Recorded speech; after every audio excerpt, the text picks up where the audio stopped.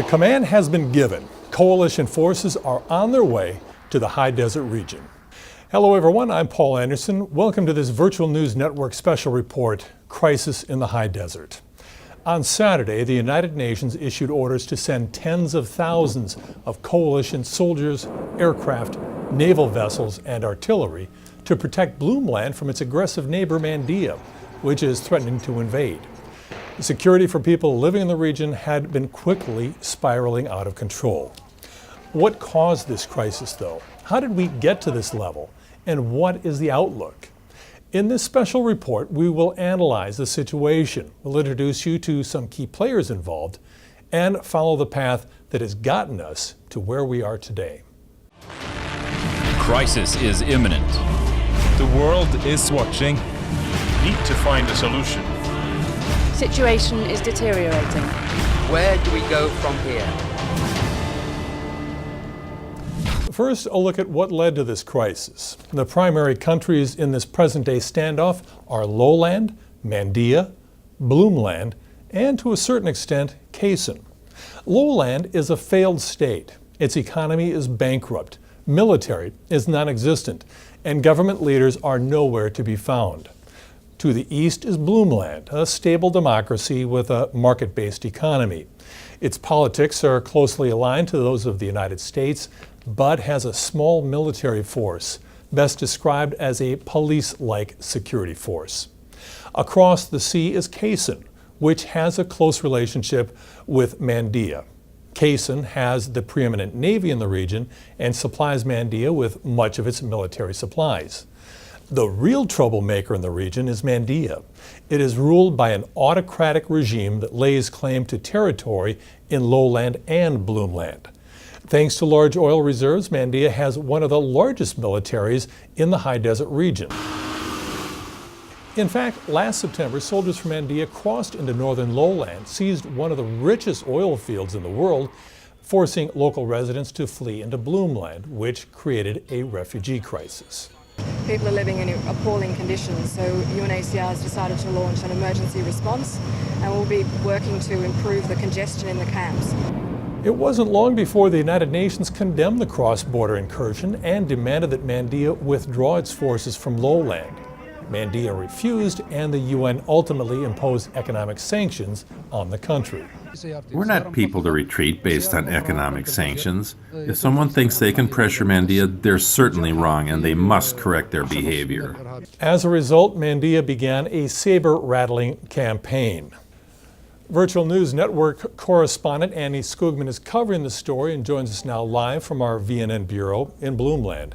Andy, give us an idea what Mandia is doing.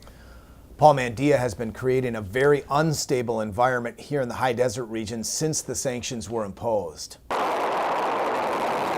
Perhaps most notably were the tests conducted with long and medium-range missiles like the ones you're looking at. Some can easily hit the Bloomland capital of Osseo, others are used for defense purposes. As a means of protection, Bloomland has asked for and received 2 Patriot missile batteries from the coalition. We have to go through the coordination now, so in the event that hostilities arise, we know exactly how we're going to execute the shared defense of that asset. Now, last February, a Bloomland oil tanker was attacked by a Kaysen patrol boat while trying to pass through the Otsego Strait. 2 people were killed, but the tanker managed to reach port. A few months later, a merchant ship was sunk in the Bloomland-Solan Canal, closing the waterway for several months. Mandia, meantime, has since launched a cyber attack on Bloomland electrical facilities, including the Arali Dam. Power was knocked out to tens of thousands of people. We sometimes have electricity for only a few hours a day. How are we supposed to live like this? It's barbaric. Now, besides electricity, the dam also provides water for irrigation and is considered pivotal for the survival of Bloomland's industries. In March of this year, a mass grave was discovered in Bloomland. Inside were the remains of ethnic Mandians who had been living in Bloomland. Why did they have to kill my brother? He wasn't taking sides in this dispute. Why did the innocent have to die? Meanwhile, Kaysen seized offshore oil rigs belonging to Bloomland. 6 people were killed when special forces teams retook the rigs. And just last month, Mandia began a major military exercise near the Bloomland border involving tens of thousands of Mandia soldiers, along with heavy armor and artillery. You can see with all these threats and actual attacks that you've mentioned, people living in the high desert region have plenty of reasons to worry. Keep in mind that Mandia and Kaysen won't stop here. They want everything in the region. There's still more oil in lowland and bloomland, vast amounts of oil. There's more natural resources in both countries, and there have been disputes about the borders for more than a century. Mandia, along with Kaysen, have the strength and determination to crush their neighbors and reap the benefits. Neighboring countries are aware of Mandia's military strength and the threat it poses to their security. The situation here is very, very tense. No telling when or if it will result in an all-out war, but right now, Paul, it does not look good. Thanks, Andy.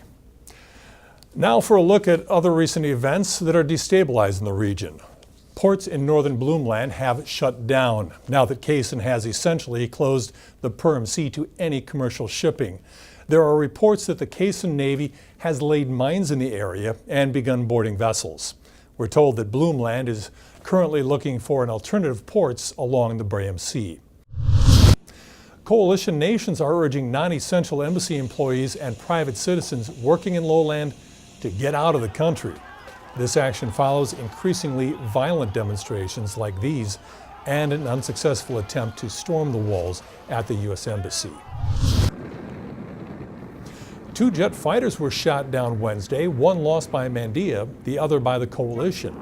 An American F-15C, like the one on your screen, was apparently hit by a surface-to-air missile while patrolling over the no-fly zone. Search and rescue teams report hearing a tracking beep. No word yet about the crew. Mandia claims it has shot down a drone aircraft operated by the coalition. Coalition sources say it has crashed because of mechanical problems. Pirates have seized a Bloomland registered freighter off the northern coast of Mandia. We're told a dozen pirates boarded the merchant vessel Mistral Wednesday afternoon. They're holding 25 crew members hostage. No word yet if any of them were injured in the assault. That's all the time we have for this Virtual News Network special report, Crisis in the High Desert. Stay with us in the coming days for updates on the situation. I'm Paul Anderson. Thanks for watching.